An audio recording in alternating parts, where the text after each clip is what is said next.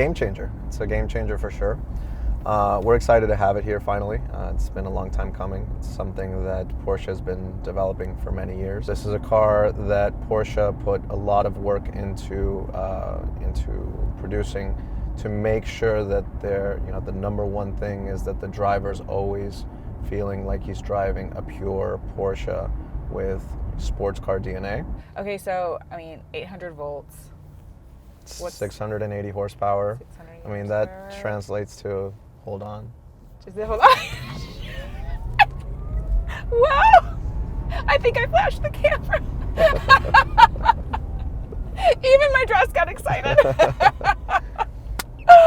Oh my gosh. Yeah. What does it feel like to do that? It's amazing. I mean, the performance figures of this car is, there's a lot of fast cars out there, but this is just absolutely unreal. I thought it was interesting to learn about the history and that the first electric car was actually built by Porsche, which is interesting. It's like it comes full circle. Everybody was hoping within this car that Porsche was going to stay true to its roots, to its DNA, and they definitely did.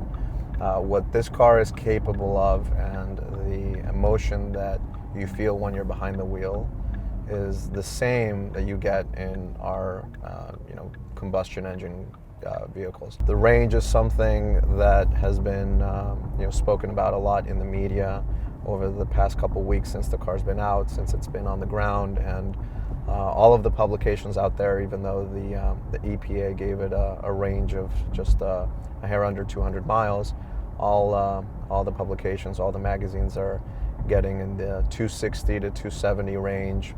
Electric cars have existed for a long time, and Tesla was the first brand to come into the game to make a car that could do blistering fast 0 to 60s and amazing performance figures, and just really ridiculously fast vehicles. But the big difference here is the overall build quality, how the car handles, because Tesla, one thing they're not known for is handling well around a racetrack. That's where Porsche's DNA is implemented in the racetrack. It is a car that's just over 5,100 pounds. In this particular model, we're driving the Taycan Turbo. You're looking at 680 horsepower because of what we are able to achieve with that technology. Do you trust me? Like, would you let me drive it? Of course. Back to the dealership? Definitely. Back to Porsche North Olmsted? I'll get Sure. it back safely. All I have right. a good driving record. Sounds good. Okay. Honest to God, it's like just being, I don't know, a kid at Cedar Point or something. Sure, exactly. Yeah, Right? that's the perfect comparison to make with this car is a roller coaster with that just immediate jolt that you get. It's very futuristic. It sounds very interesting inside the cabin. There's actually a setting that I can put on Okay. to actually give you a little bit more sound.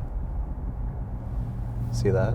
And this is telling you what it sounds like on the outside? Yeah, so that's I hear that. emitting. So that's called the electric sports sound. That's emitting some sound through the speakers, and it makes it for a little bit more of a regular car feel if you want that, in your electric car. One of those things that it does really well is emitting that emotion of you're driving a pure sports car, a car that does not feel as heavy as it is.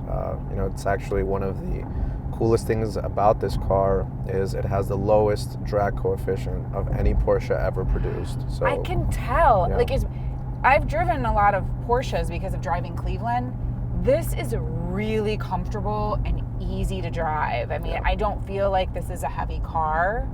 My mom, her description would be like, it feels like a magic carpet ride. Yeah. So we've had the car for just a little bit over a month, and every person that has driven it has ordered a car.